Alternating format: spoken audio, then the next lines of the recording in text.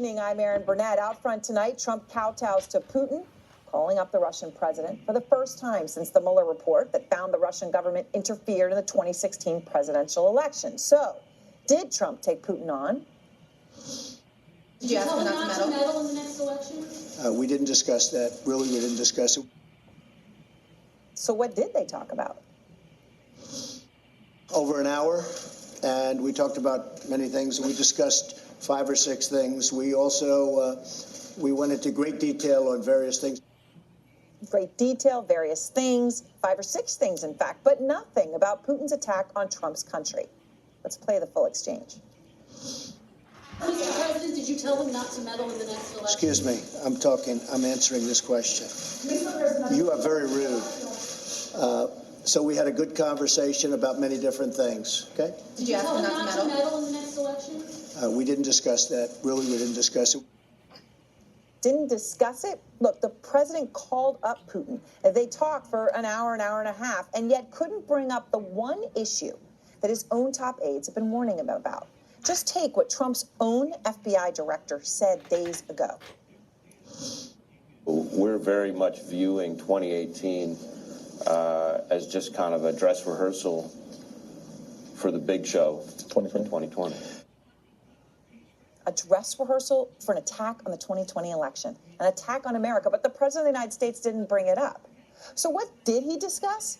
Apparently, the fact that he thinks the Russia report's a joke. We discussed it. He actually sort of smiled when he said something to the effect that it started off as a mountain and it ended up being a mouse, but he knew that because he knew there was no collusion whatsoever. So pretty much that's what it was. That was it. What about Mueller's findings that, quote, the Russian government interfered in the 2016 presidential election in sweeping and systematic fashion? Nothing about that. Just talk about how the whole thing was a mouse. Trump even going on Twitter to discuss his call with Putin. And there he wrote, we discussed trade, Venezuela, Ukraine, North Korea, nuclear arms control, and even the Russian hoax.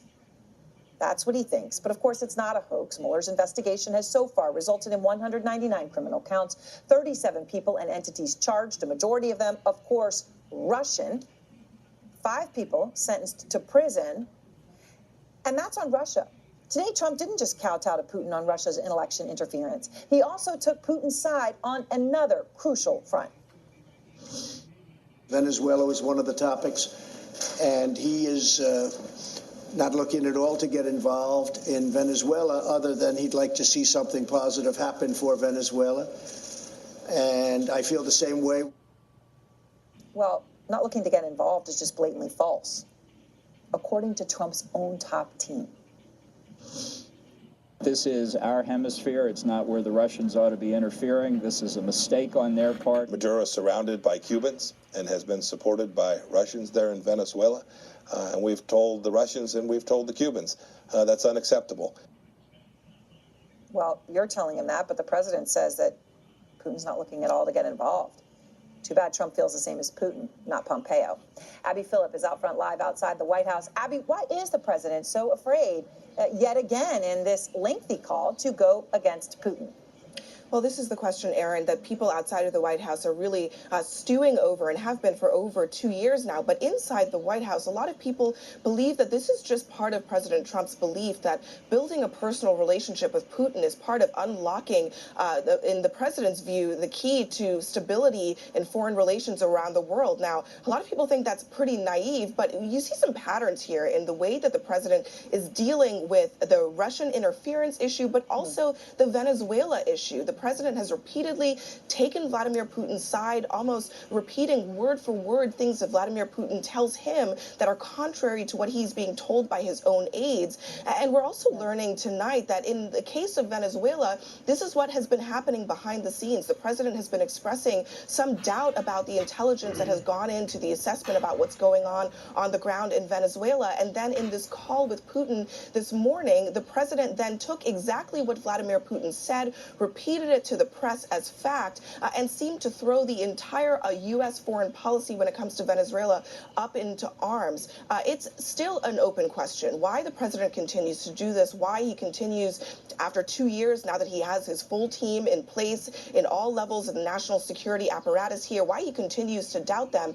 But it is something that has now caused his Secretary of State and his national security advisor to really try to pick up the pieces on this issue of Venezuela that has been so sensitive. And frankly, Aaron, lives are at stake here, but the president seems to be in this moment taking Vladimir Putin's side on such a sensitive issue. Aaron. Abby, thank you. And now Steve Hall, former CIA chief of Russia operations, April Ryan, White House correspondent for American Urban Radio Networks, and David Gergen, who, of course, served as advisor to 4 presidents. So, David, let me start with you. The president initiates this call. He calls President Putin. It goes for over an hour, says the president, an hour and a half, says Putin's top aide. No mention of Russian interference. How is that possible? Well, it's just another day at the office, isn't it, really? You know, it's not surprising, but still breathtaking that the President of the United States, contradicting his own top intelligence people, contradicting the head of the FBI, who just a week ago was saying this was a dress rehearsal for 2020 interference in our elections, has basically dismissed the whole idea of Russian interference, and it's called again into question. Are we really entering an election period in which the Russians are going to have free play in our election system, tilting the board, and at the same time there's going to be evidence of suppression of voting in a variety of places around the country? Does that really going to give the voters confidence in our system? I don't think so. I think the very point that Russians are making is to undermine our democracy. I mean, Steve, it did seem, I mean, it was sort of stupefying to refer to the entire thing as a mouse, sort of refer to it as a joke, that Putin's smiling. I mean, Aaron, I'm stupefied. The question is why, and that's what everybody's been asking, in the lead up to this piece. And I think, sensible-minded people are saying, why is it that we're having another Helsinki moment where the President of the United States, who, first and foremost, if he has that long of a phone call, he's got to raise what everybody, his political opponents, his own Secretary of State, his own intelligence services, everybody has said that the Russians, did this. They attacked our democracy, and he doesn't do anything. When you answer the question why, I've only got 2 options for you. The first is the Russians do indeed have something on Donald Trump, whether it's business related or whatever that hasn't been made public yet, that makes him very cautious when dealing with Vladimir Putin, or he simply doesn't get it. He simply doesn't understand what Putin and Russia are all about. Either one or neither one is a good option. No, in April, when Steve refers to a Helsinki moment, that's what we were thinking of when this happened. It is incredibly reminiscent of this. So I have great confidence in my intelligence people, but I will tell you that President Putin was extremely strong and powerful in his denial today. He was excoriated for that by Democrats and Republicans. That was Helsinki. Yeah. It was nearly a year ago. Yeah. Why are we back here? And you know why we're back here?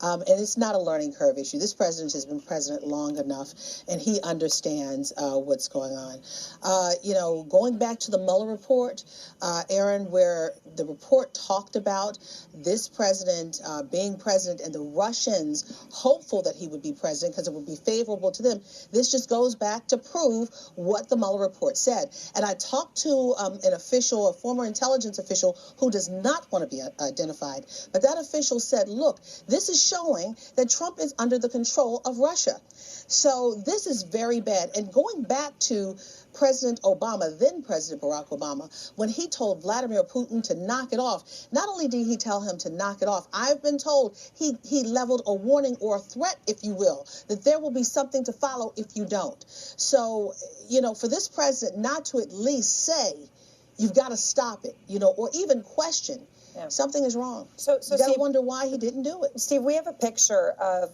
Putin on the phone with Trump. We don't yet have one of Trump on the phone with Putin, but we have this picture.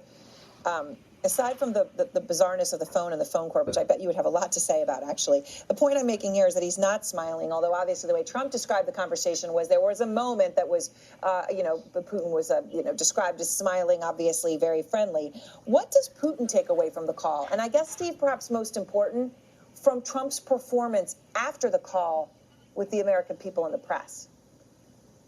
What Vladimir Putin takes away from this is he sits back and he says, okay, we did this massive influence operation, these active measures against the United States that led to the 2016 elections. The guy that we wanted to win over the person we didn't want to win, that worked out okay for us. Yeah, we took some lumps along the way, but our return on investment on this has been amazingly good. And we can do it again in 2020, and we will. I think that's what Vladimir Putin takes away from this. And again, just to emphasize what Chris Wray, President Trump's FBI director, is saying is that it was all a dry run, and they're in the midst of a much bigger attack and bigger plan now, which the President of the United States, of course, didn't even acknowledge existed in that call. David, this is taking on intelligence agencies.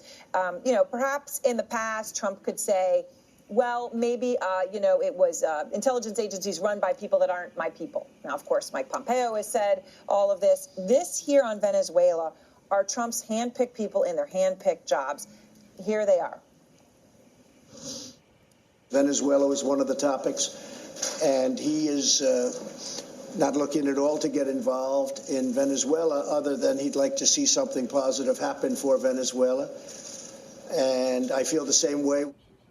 So he said not looking at all to get involved in Venezuela. Of course, David, what I referred to there, Pompeo saying we told the Russians and Cubans their interference is unacceptable. Bolton, this is not where the Russians ought to be interfering. Those are the top two national security advisors the president has. Yeah, it was the Secretary of State who just yesterday said the Russians, along with the Cubans, are, quote, invading. They're invading Venezuela. And I think there are two things that Putin is seeking here, and he's won on both counts here today in this phone call. One is to weaken our democracy here at home, to undermine faith and trust in the system that we've had for so long, we've always believed in and voting.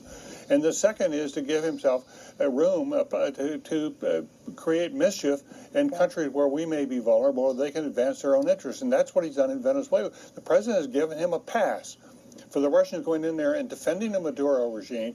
We've been trying to help the opposition in Venezuela. This weakens the opposition. Right. And it's a president who is tearing up his own foreign policy to serve some ulterior motive. We can't even figure out what it is. And what's fascinating about that too is this is so close to home, right? This is Venezuela. Yes. This is in the same hemisphere.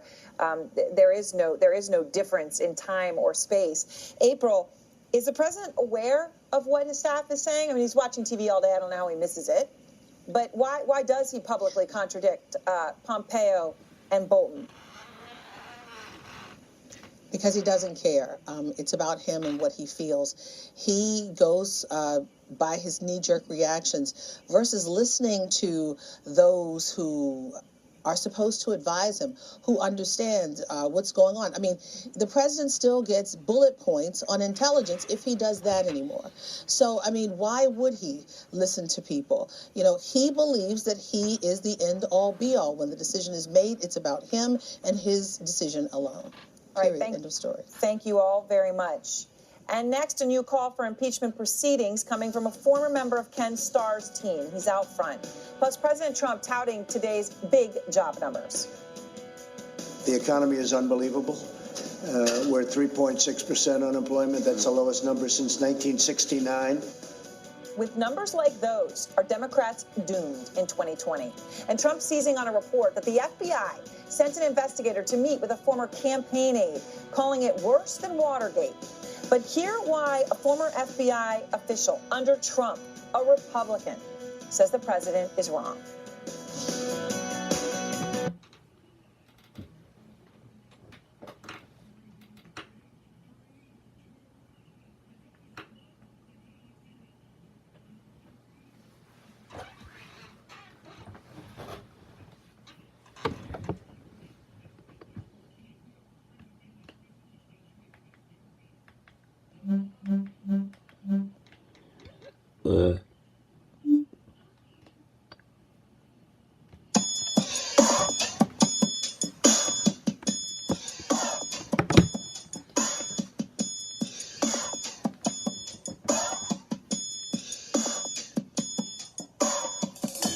But I'm ready now, I'm waiting for your triumphant return.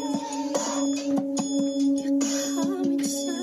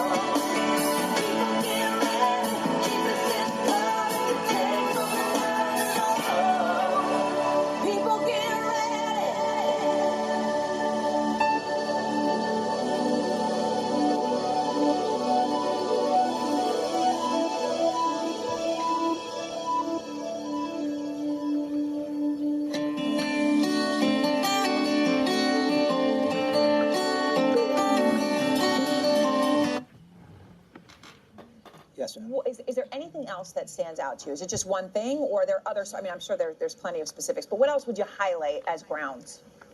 I think the firing of Comey is another example where the president was acting in a way to further his own in his own legal benefit. I think the efforts to influence Sessions to unrecuse himself or to fire the special counsel, to me, that all falls well into the boundaries of the Saturday Night Massacre idea, and that is the firing of your own prosecutor.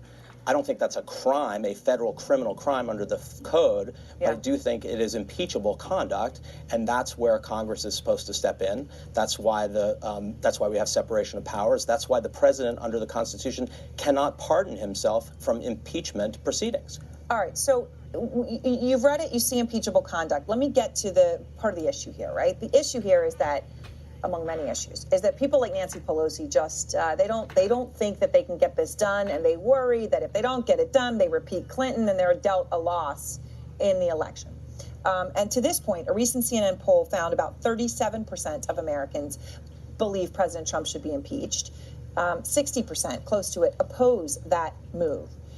Would launching impeachment proceedings change those numbers? It might. So the fact of the matter So is, a lot of people have not read the report. Most people haven't read all 400 pages. Most people probably haven't read 50 pages.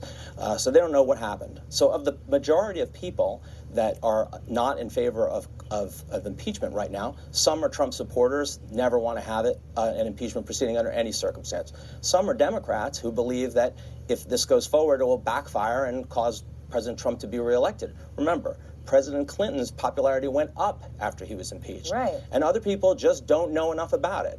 So, again, I just come back to 2 points. One is that impeachment is a political remedy that's in the Constitution.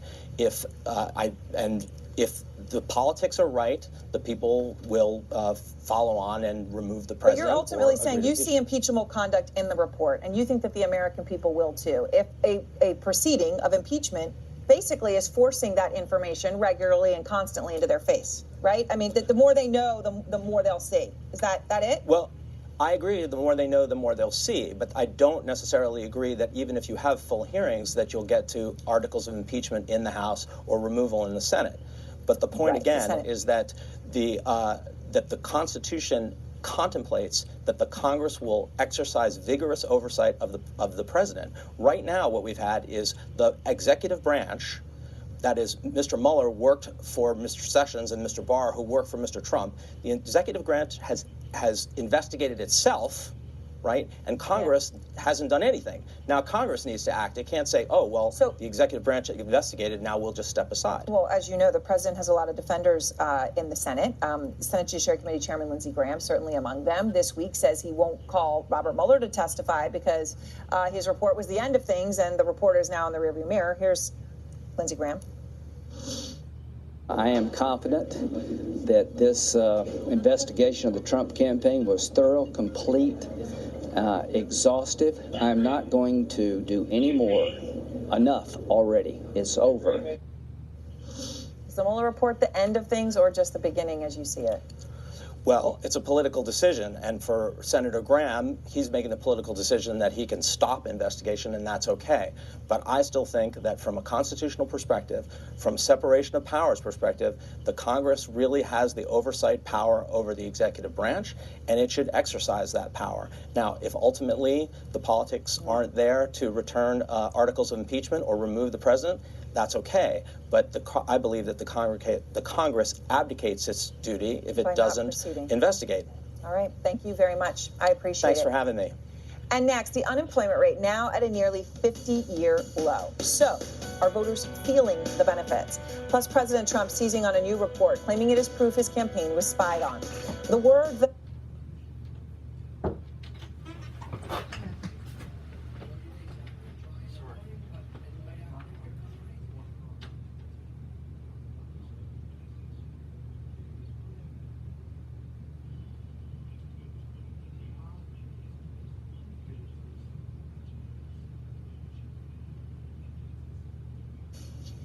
Hello, YouTube viewers. I know I've already given this word about Trump, but I just think I should give it one more time under a different title.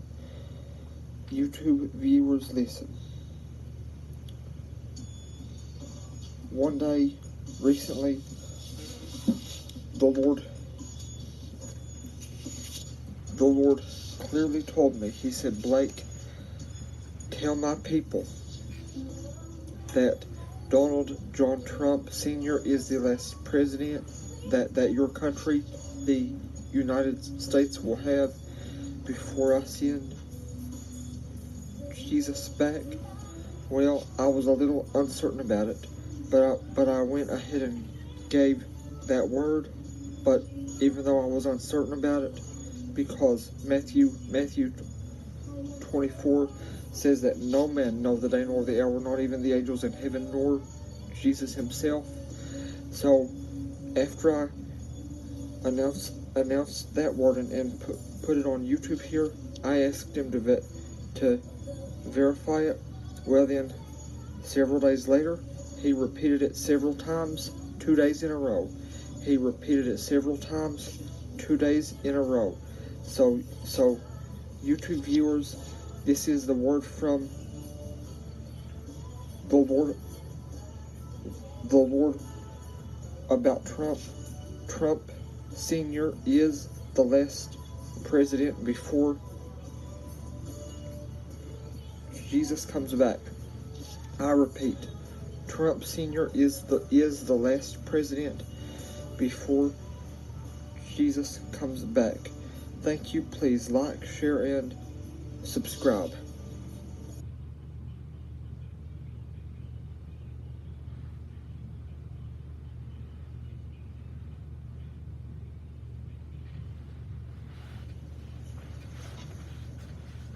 Hello YouTube viewers, this is Blake Fannin. Listen, I was thinking of a video I made quite a long time ago. I was thinking about something that I thought I heard the Lord tell me several months ago, but I wasn't sure. It was about me thinking that I heard him say that Trump was the last president. Several months back, I thought I heard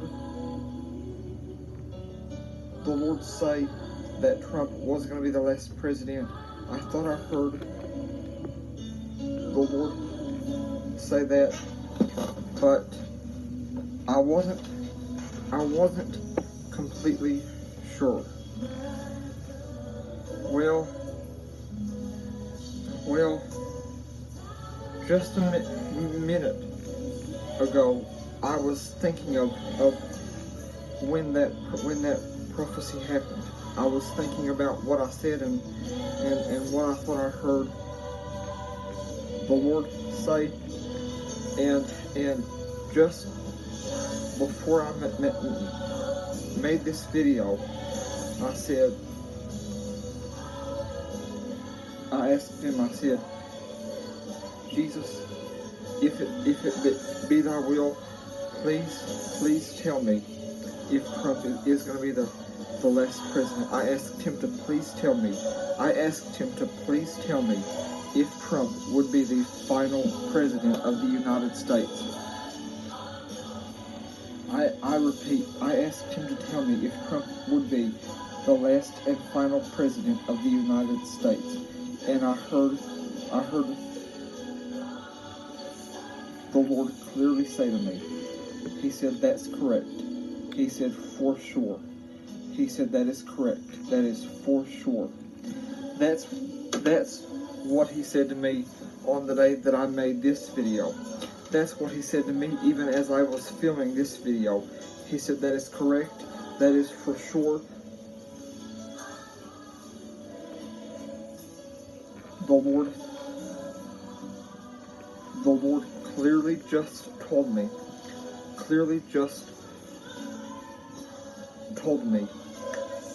that Trump is going to be the last and final president of the United States. And he said, the rapture is at hand. The rapture hour is around the corner.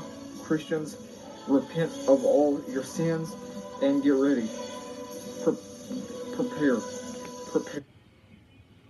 Handling of things like the cost of college education that reflect what people are feeling in their homes. So does it mean another 4 years for Donald Trump? 18 months from an election. It's always better at any point in time for an incumbent president to have good good unemployment numbers, but I think there's a lot of other issues at play here. So Rick, to the sort of the point Jen is making, I am curious why you look at, and obviously, you know, I don't want to read too much into comparing one poll to another because they're different polls, but these numbers still are important to mention, right? 56% of Americans say he's doing a good job in the economy in our latest poll. But the most recent Monmouth poll shows only 12% of Americans say their family has benefited a great deal from recent growth in the U.S. economy. So they're saying, it seems like people think, okay, he's doing a good job, but it's not helping me. And isn't it that perception that matters the most to voters? Yeah, I guess it is. I mean, look, all I can say is that the numbers are pretty compelling. I mean, one number I saw was, high school folks with a high school education, that their wages went up 6%. I mean, this is exactly what Donald Trump said he was going to do. He was going to take the forgotten workers out there, the folks that Joe Biden thinks are the key to his election. And he's actually delivering. I mean, wages for lower income people are going up, and so he is delivering on his promises. And it's a matter. Look, I think a lot of the things that you're seeing on these polls are a distraction from the Mueller report and all the other things that are going on. Now that is hopefully somewhat behind us, and the president, if he's smart, continues just to focus on this economic news and start bringing it home to the American public, particularly in a campaign, I think it's a really strong position to be in. It seems that way. The question is, at what risk, Jim? I mean, I know you mentioned a couple of concerns in an overall, as you see it, very strong report. But that's the question here. I mean, there have been months and months of headlines that have included things like, recession is coming, right? Stocks tumble. Are you ready for the financial crisis of 2019? Those are just a few. I mean, it was everywhere. And there were experts saying that this was a big risk. Were all those fears overblown, or are they still there? No, I don't think the fears were overblown last year. The stock market was down a lot. The Federal Reserve raised rates. There was a fear that they were going to the Federal Reserve was going to have a mistake and cause a recession. But I do think that they are rapidly dissipating. The first quarter GDP rebounded nice. The stock market's back at all-time highs. The dollar's stable. So most of the indicators that you would look at have gotten materially better than they were 3 or 4 months ago. And so is consumer confidence in the outlook on the economy. So what about here some of the details, though, Rick? Let me ask you about according to Gallup, 14% of Americans say their taxes have gone down because of Trump's tax plan. That's not true. I mean, they're inaccurate in saying that, right? I mean, the vast majority of people's taxes went down, yet only 14% of people feel that way. That's a really big messaging issue.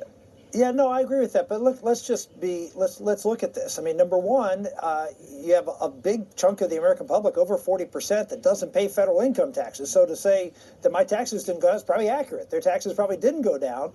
And if you look at folks, particularly up in the Northeast and in the West Coast, that pay a lot in state and local taxes, right? They probably didn't see their taxes go down that much either. That is very true. That is very true. But as a percentage of overall taxpayers, it's still a small number. I mean, I'm saying the folks who felt the tax reductions are the people who, frankly, are the ones that most politicians and most economists are concerned about, and those are the working folks who are paying taxes, making enough to pay taxes, middle income, maybe middle higher income, and they're the ones who didn't have the big state and local tax deductions, who are really benefiting from this tax cut, and that's a big chunk of America that's really helping this economy. So, Jen, do people like Joe Biden have a risk, though? Because Joe Biden said the other day, right, that people didn't get this tax cut, but they did, right? I mean, what he said was not factually true either. Is he going to get called out on it, or is this going to work for him to campaign on the economy? Well, I think that Joe Biden and a lot of the Democrats are going to keep campaigning on the issues that they think people are talking about at their kitchen table, which is always the case in every presidential race, right? But it's changed a little bit. Right now, if we looked at recent CNN polls and other polls, the issues Democrats are focused on are health care, their climate change, their guns, so I expect they'll talk about that. But they'll also talk about the economy as it relates to helping people make their lives better, so things like the cost of education. So I think Joe Biden, he can be a little rough with his words sometimes, or not exact with his words sometimes. So what he's trying to get at is that people have to choose between who's going to make people's lives better, and he thinks he's presenting the best option for that. So, Jim, when you look here at the runway that we have, which is 18 months, a lot can change in 18 months, right? But I guess there's sort of a sweet spot where things need to be really good or turn around really significantly to change the outcome of an election. What is your biggest fear over the next 18 months? What's the biggest risk for the economy? I think it's probably the Federal Reserve right now. Interest rates they've been raising rates. They're on hold right now.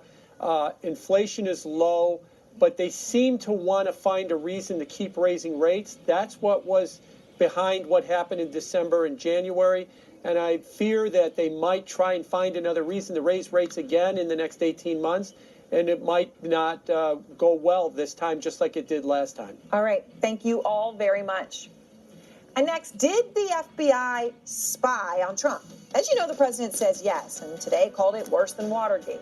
But a former top FBI official, a Republican lawmaker, said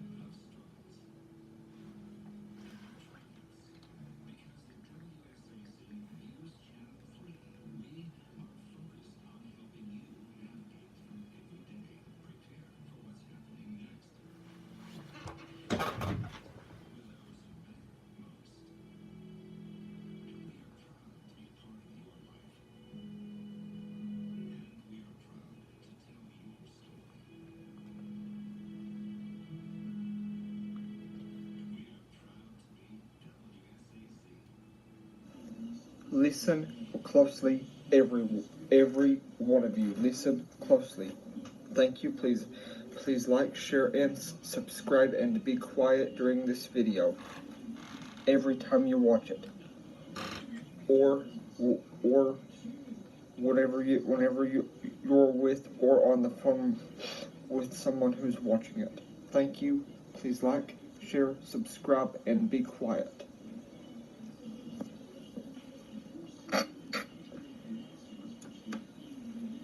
Chapter 3. No, In those days, John One the second, I'm Baptist- sorry. Chapter 4.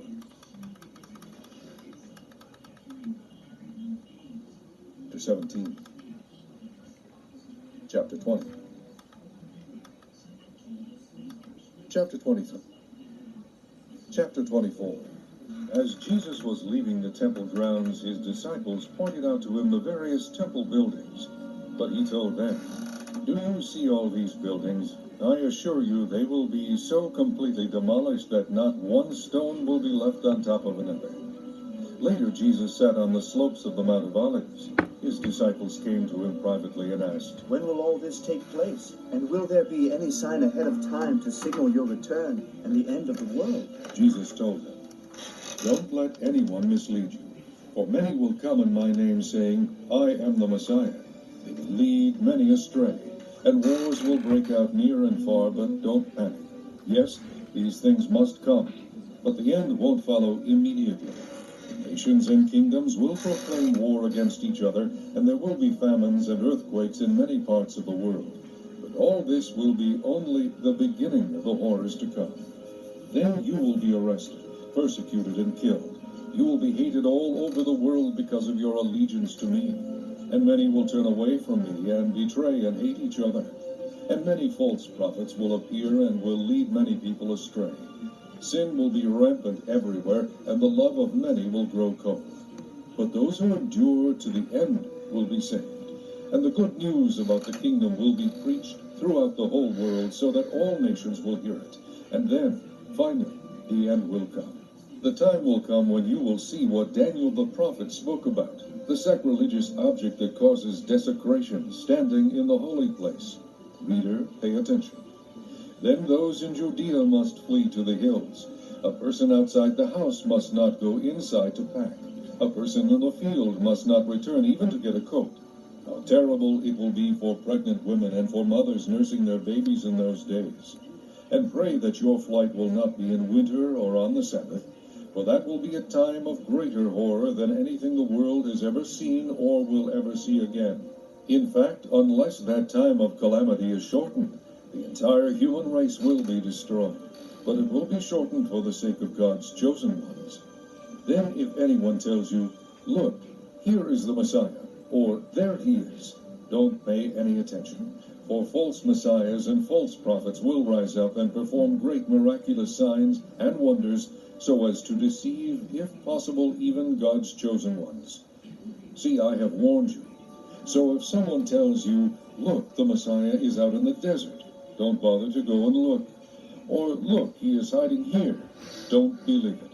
For as the lightning lights up the entire sky, so it will be when the Son of Man comes.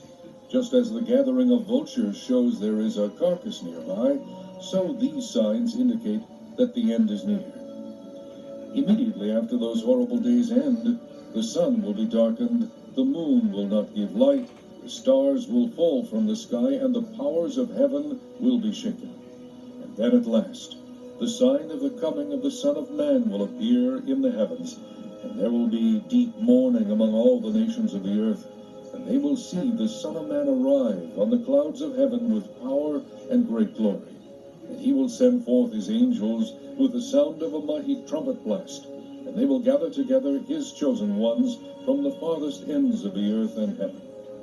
Now learn a lesson from the fig tree. When its buds become tender and its leaves begin to sprout, you know, without being told, that summer is near. Just so, when you see the events I've described beginning to happen, you can know his return is very near, right at the door. I assure you, this generation will not pass from the scene before all these things take place. Heaven and earth will disappear, but my words will remain forever. However, no one knows the day or the hour when these things will happen, not even the angels in heaven or the Son himself. Only the Father knows. When the Son of Man returns, it will be like it was in Noah's day. In those days before the flood, the people were enjoying banquets and parties and weddings right up to the time Noah entered his boat. People didn't realize what was going to happen until the flood came and swept them all away. That is the way it will be when the Son of Man comes. Two men will be working together in the field. One will be taken, the other left. Two women will be grinding flour at the mill. One will be taken, the other left. So be prepared, because you don't know what day your Lord is coming. Know this, a homeowner who knew exactly when a burglar was coming would stay alert and not permit the house to be broken into. You also must be ready all the time, for the Son of Man will come when least expected. Who is a faithful, sensible servant to whom the master can give the responsibility of managing his household and feeding his family? If the master returns and finds that the servant has done a good job, there will be a reward. I assure you the master will put that servant in charge of all he owns. But if the servant is evil and thinks, my master won't be back for a while, and begins oppressing the other servants, partying and getting drunk, well, the master will return unannounced and unexpected. He will tear the servant apart and banish him with the hypocrites. In that place, there will be weeping and gnashing of teeth. Chapter 25.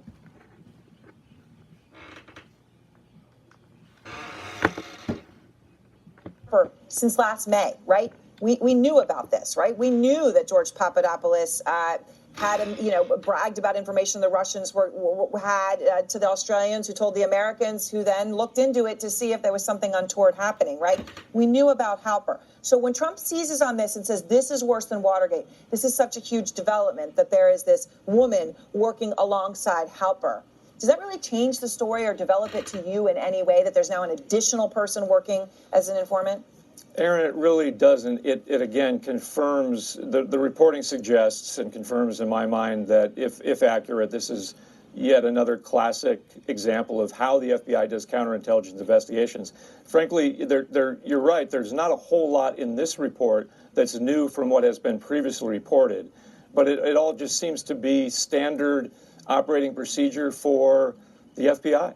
So Attorney General Bill Barr this week did confirm something in his hearing, which is the Trump campaign received a briefing in August of 2016 about the Russia threat specifically, right? We know here at CNN that President Trump himself was personally warned that month by senior U.S. intelligence officials that foreign adversaries, specifically including Russia, would likely attempt to infiltrate his team or gather intelligence about his campaign. Now, we know that some of these meetings and informant happened prior to that. Do you think it's a fair question for the Trump team to ask now whether those warnings went far enough or were detailed enough? I don't, and I'll explain why. And it was good to see that the Attorney General corrected his prior testimony, because I will tell you that it is publicly known that both campaigns were briefed after their respective conventions. Yeah. At one point, Senator Grassley wrote a letter to the FBI that I answered asking for information about those briefings, and so we made it clear that those briefings did happen. But to the extent that there was an ongoing investigation, counterintelligence or criminal investigation that may have touched upon the Trump campaign, that is certainly something that would not be briefed to campaign officials, because those same officials might potentially be the subjects of that investigation. That's just investigations 101. Okay. So to you, this all adds up. It's the bottom line. Right. All right. Well, I appreciate your time. Thank you so much. Good to have you as always. Thanks, Aaron. And next, the fight for 2020. Is it all about a fresh face or experience? What do you say to some Democrats who are like, time for some new blood? Well, new blood that would lose would really be horrible, wouldn't it? Plus, Jeannie Mose on Joe Biden getting folksy. Folks,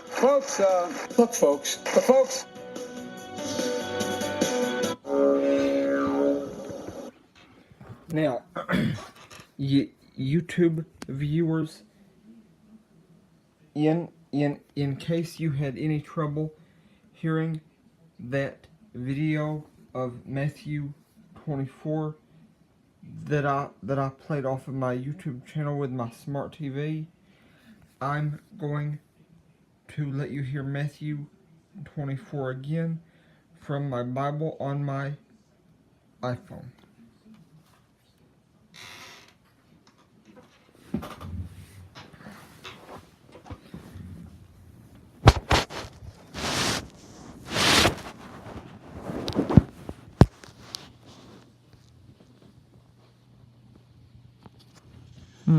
Matthew 24. And Jesus went out and departed from the temple, and his disciples came to him for to show him the buildings of the temple. And Jesus said unto them, See ye not all these things? Verily I say unto you, there shall not be left here one stone upon another that shall not be thrown down. And as he sat upon the Mount of Olives, the disciples came unto him privately, saying, Tell us, when shall these things be? And what shall be the sign of thy coming, and of the end of the world? And Jesus answered and said unto them, Take heed that no man deceive you. For many shall come in my name, saying, I am Christ, and shall deceive many. And ye shall hear of wars, and rumors of wars. See that ye be not troubled, for all these things must come to pass, but the end is not yet. For nation shall rise against nation, and kingdom against kingdom, and there shall be famines, and pestilences, and earthquakes in divers places. All these are the beginning of sorrows. Then shall they deliver you up to be afflicted, and shall kill you, and ye shall be hated of all nations for my name's sake. And then shall many be offended, and shall betray one another, and shall hate one another. And many false prophets shall rise, and shall deceive many. And because iniquity shall abound, the love of many shall wax cold. But he that shall endure unto the end, the same shall be saved. And this gospel of the kingdom shall be preached in all the world for a witness unto all nations. And then shall the end come. When ye therefore shall see the abomination of desolation, spoken of by Daniel the prophet, stand in the holy place, whoso readeth, let him understand. Then let them which be in Judea flee into the mountains. Let him which is on the housetop not come down to take anything out of his house, neither let him which is in the field return back to take his clothes. And woe unto them that are with child, and to them that give suck in those days. But pray ye, that your flight be not in the winter, neither on the Sabbath day. For then shall be great tribulation, such as was not since the beginning of the world to this time, no, nor ever shall be. And except those days should be shortened, there should no flesh be saved. But for the elect's sake, those days shall be shortened. Then if any man shall say unto you, Lo, here is Christ, or there, believe it not.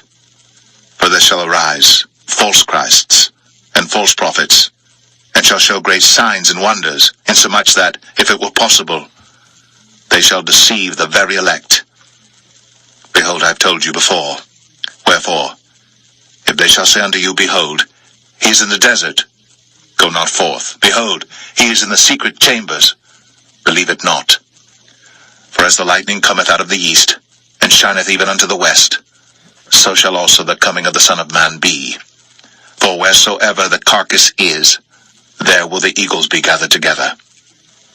Immediately after the tribulation of those days shall the sun be darkened, and the moon shall not give her light, and the stars shall fall from heaven, and the powers of the heavens shall be shaken. And then shall appear the sign of the Son of Man in heaven. And then shall all the tribes of the earth mourn, and they shall see the Son of Man coming in the clouds of heaven with power and great glory. And he shall send his angels with a great sound of a trumpet, and they shall gather together his elect from the four winds, from one end of heaven to the other. Now learn a parable of the fig tree. When his branch is yet tender, and putteth forth leaves, ye know that summer is nigh. So likewise ye, when ye shall see all these things, know that it is near, even at the doors. Verily I say unto you, this generation shall not pass, till all these things be fulfilled. Heaven and earth shall pass away, but my word shall not pass away. But of that day and hour knoweth no man, no, not the angels of heaven, but my Father only. But as the days of Noah were, so shall also the coming of the Son of Man be. For as in the days that were before the flood, they were eating and drinking, marrying, and giving in marriage, until the day that Noah entered into the ark, and knew not until the flood came, and took them all away. So shall also the coming of the Son of Man be. Then shall two be in the field, the one shall be taken, the other left. Two women shall be grinding at the mill, the one shall be taken, and the other left. Watch therefore, for ye know not what hour your Lord doth come. But know this, that if the good man of the house had known in what watch the thief would come, he would have watched, and would not have suffered his house to be broken up. Therefore be ye also ready, for in such an hour as ye think not, the Son of Man cometh. Who then is a faithful and wise servant, whom his Lord hath made ruler over his household to give them meat in due season? Blessed is that servant, whom his Lord, when he cometh, shall find so doing. Verily I say unto you, that he shall make him ruler over all his goods. But, and if that evil servant shall say in his heart, My Lord delayeth his coming, and shall begin to smite his fellow servants, and to eat and drink with the drunken, the Lord of that servant shall come in a day when he looketh not for him, and in an hour that he is not aware of, and shall cut him asunder, and appoint him his portion with the hypocrites. There shall be weeping and gnashing of teeth.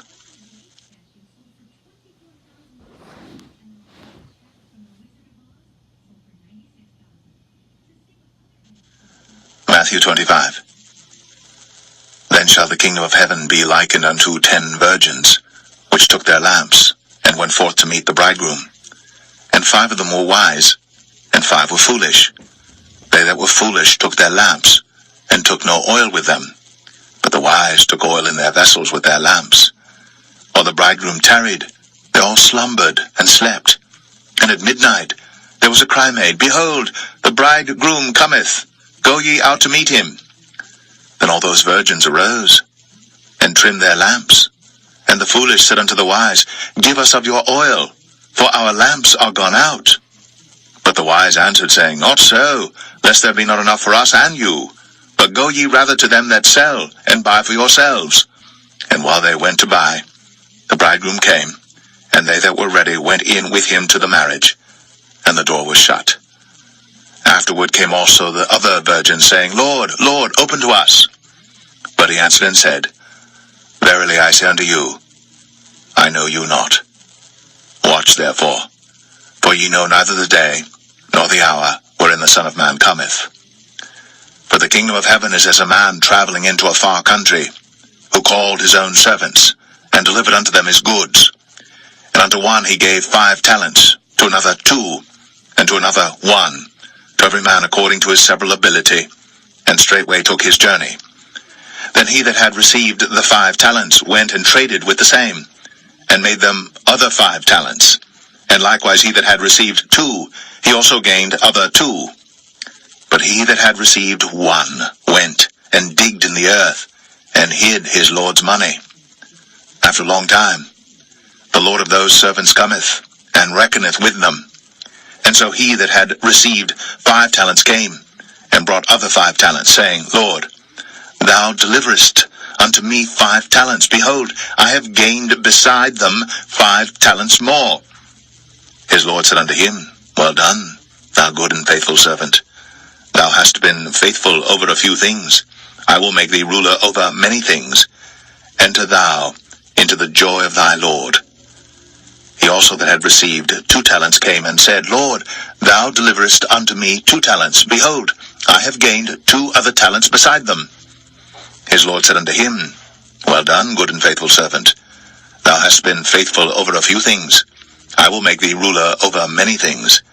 Enter thou into the joy of thy Lord. Then he which had received the 1 talent came and said, Lord, I knew thee that thou art an hard man, reaping where thou hast not sown, and gathering where thou hast not strawed. And I was afraid, and went, and hid thy talent in the earth. Lo, there thou hast that is thine. His Lord answered and said unto him, Thou wicked and slothful servant, thou knewest that I reap where I sowed not, and gather where I have not strawed. Thou oughtest therefore to have put my money to the exchangers, and then at my coming I should have received mine own with usury. Take therefore the talent from him, and give it unto him which hath 10 talents. For unto every one that hath shall be given, and he shall have abundance. But from him that hath not shall be taken away even that which he hath. And cast ye the unprofitable servant into outer darkness. There shall be weeping and gnashing of teeth. When the Son of Man shall come in his glory, and all the holy angels with him, then shall he sit upon the throne of his glory. And before him shall be gathered all nations, and he shall separate them one from another, as a shepherd divideth his sheep from the goats. And he shall set the sheep on his right hand, but the goats on the left.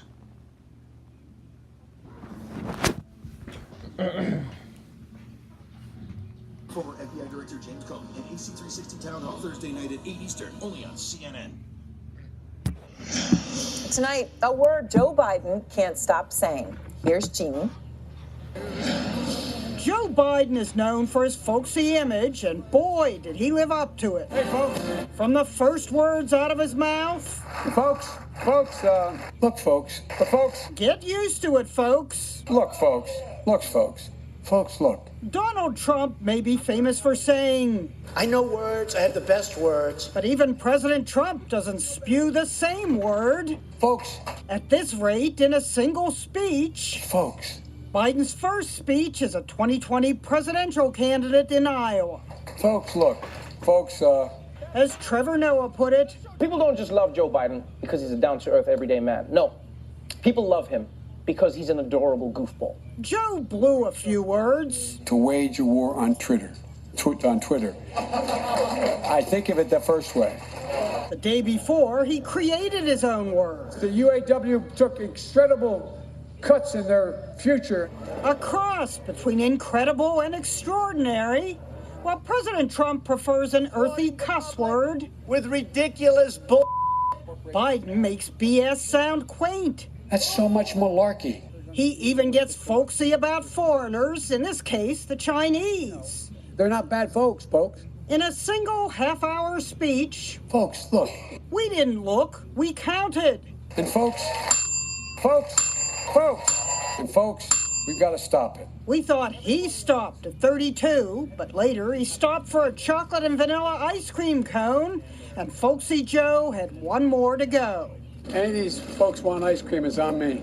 Joe left $40. You're welcome, folks. Jeannie Most, CNN. That's all, folks. New York. Well, thanks so much for joining us. Have a great weekend. Anderson starts now. Good evening.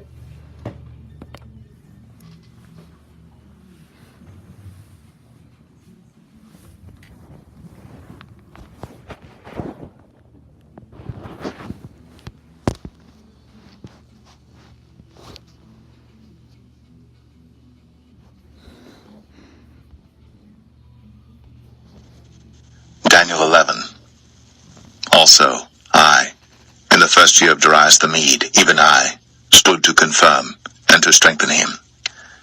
And now will I show thee the truth. Behold, there shall stand up yet 3 kings in Persia, and the 4th shall be far richer than they all. And by his strength, through his riches, he shall stir up all against the realm of Grecia. And a mighty king shall stand up, that shall rule with great dominion, and do according to his will. And when he shall stand up, his kingdom shall be broken, and shall be divided toward the 4 winds of heaven, and not to his posterity, nor according to his dominion which he ruled. For his kingdom shall be plucked up even for others beside those. And the king of the south shall be strong, and one of his princes, and he shall be strong above him, and have dominion. His dominion shall be a great dominion. And in the end of years they shall join themselves together, for the king's daughter of the south shall come to the king of the north to make an agreement. But she shall not retain the power of the arm, neither shall he stand, nor his arm, but she shall be given up, and they that brought her, and he that begot her, and he that strengthened her in these times. But out of a branch of her roots shall one stand up in his estate, which shall come with an army, and shall enter into the fortress of the king of the north, and shall deal against them, and shall prevail, and shall also carry captives into Egypt their gods, with their princes, and with their precious vessels of silver and of gold, and he shall continue more years than the king of the north. So the king of the south shall come into his kingdom, and shall return into his own land. But his sons shall be stirred up, and shall assemble a multitude of great forces. And one shall certainly come, and overflow, and pass through. Then shall he return, and be stirred up, even to his fortress. And the king of the south shall be moved with choler, and shall come forth and fight with him, even with the king of the north. And he shall set forth a great multitude, but the multitude shall be given into his hand. And when he hath taken away the multitude, his heart shall be lifted up, and he shall cast down many 10,000s, but he shall not be strengthened by it. For the king of the north shall return, and shall set forth a multitude greater than the former, and shall certainly come after certain years with a great army and with much riches. And in those times there shall many stand up against the king of the south. Also the robbers of thy people shall exalt themselves to establish the vision, but they shall fall. So the king of the north shall come, and cast up a mount, and take the most fenced cities, and the arms of the south shall not withstand, neither his chosen people, neither shall there be any strength to withstand. But he that cometh against him shall do according to his own will, and none shall stand before him. And he shall stand in the glorious land, which by his hand shall be consumed. He shall also set his face to enter with the strength of his whole kingdom, and upright ones with him. Thus shall he do. And he shall give him the daughter of women, corrupting her. But she shall not stand on his side, neither before him. After this shall he turn his face unto the isles, and shall take many. But a prince for his own behalf shall cause the reproach offered by him to cease. Without his own reproach he shall cause it to turn upon him. Then he shall turn his face toward the fort of his own land. But he shall stumble and fall and not be found. Then shall stand up in his estate a raiser of taxes in the glory of the kingdom. But within few days he shall be destroyed, neither in anger nor in battle. And in his estate shall stand up a vile person, to whom they shall not give the honor of the kingdom, but he shall come in peaceably, and obtain the kingdom by flatteries. And with the arms of a flood shall they be overflown from before him, and shall be broken, yea, also the prince of the covenant. And after the league made with him he shall work deceitfully. For he shall come up, and shall become strong with a small people. He shall enter peaceably, even upon the fattest places of the province. And he shall do that which his fathers have not done, nor for his fathers' fathers. He shall scatter among them the prey, and spoil, and riches, yea, and he shall forecast his devices against the strongholds, even for a time. And he shall stir up his power, and his courage against the king of the south with a great army. And the king of the south shall be stirred up to battle with a very great and mighty army. But he shall not stand, for they shall forecast devices against him. Yea, they that feed of the portion of his meat shall destroy him, and his army shall overflow, and many shall fall down slain. And both these kings' hearts shall be to do mischief, and they shall speak lies at one table, but it shall not prosper, for yet the end shall be at the time appointed. Then shall he return into his land with great riches, and his heart shall be against the holy covenant, and he shall do exploits, and return to his own land. At the time appointed he shall return, and come toward the south, but it shall not be as the former, or as the latter.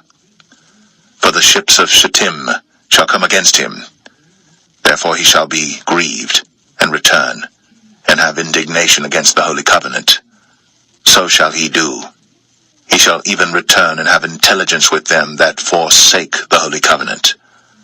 And arms shall stand on his part, and they shall pollute the sanctuary of strength, and shall take away the daily sacrifice, and they shall place the abomination that maketh desolate.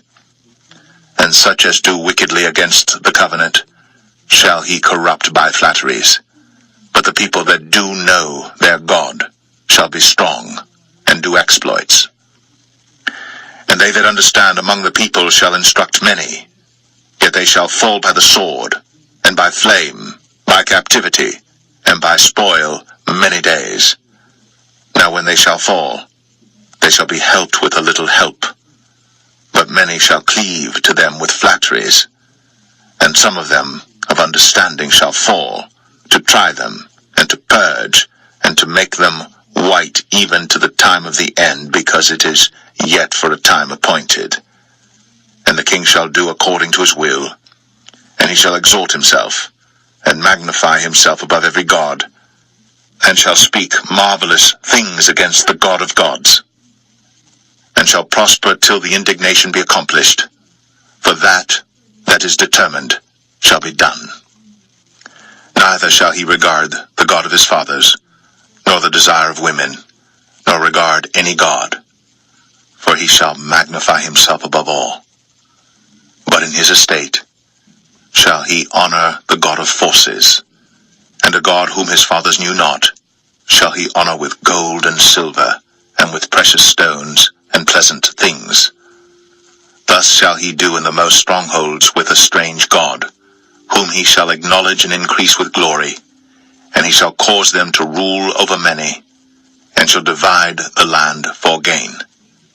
And at the time of the end shall the king of the south push at him, and the king of the north shall come against him like a whirlwind, with chariots, and with horsemen, and with many ships. And he shall enter into the countries, and shall overflow and pass over. He shall enter also into the glorious land, and many countries shall be overthrown. But these shall escape out of his hand, even Edom and Moab, and the chief of the children of Ammon. He shall stretch forth his hand also upon the countries, and the land of Egypt shall not escape. But he shall have power over the treasures of gold and of silver, and over all the precious things of Egypt, and the Libyans and the Ethiopians shall be at his steps. But tidings out of the east and out of the north shall trouble him. Therefore he shall go forth with great fury to destroy, and utterly to make away many. And he shall plant the tabernacles of his palace between the seas in the glorious holy mountain. Yet he shall come to his end, and none shall help him.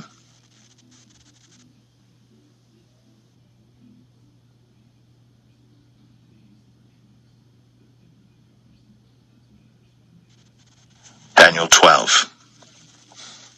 And at that time shall Michael stand up, the great prince, which standeth for the children of thy people. And there shall be a time of trouble, such as never was since there was a nation even to that same time.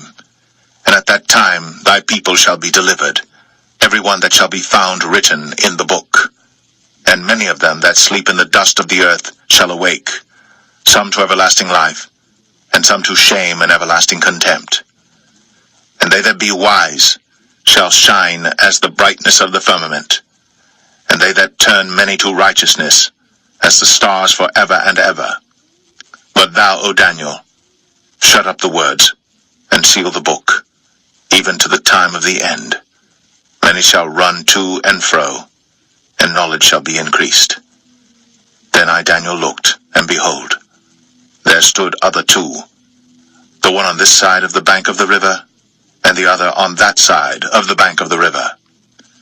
And one said to the man clothed in linen, which was upon the waters of the river, How long shall it be to the end of these wonders?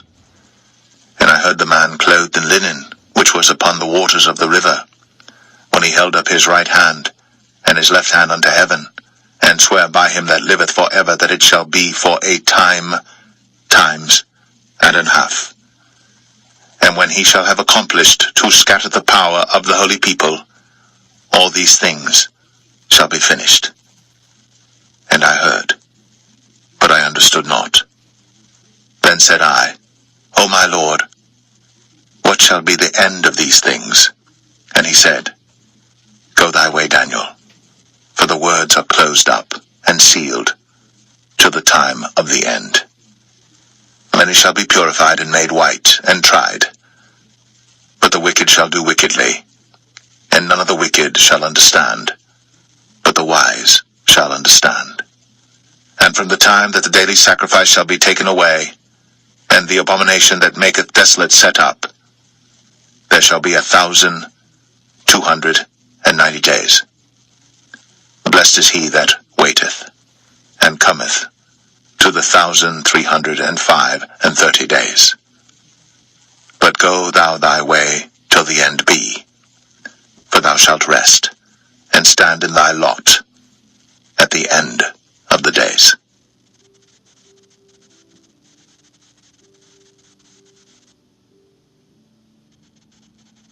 The Book of Hosea, Chapter 1.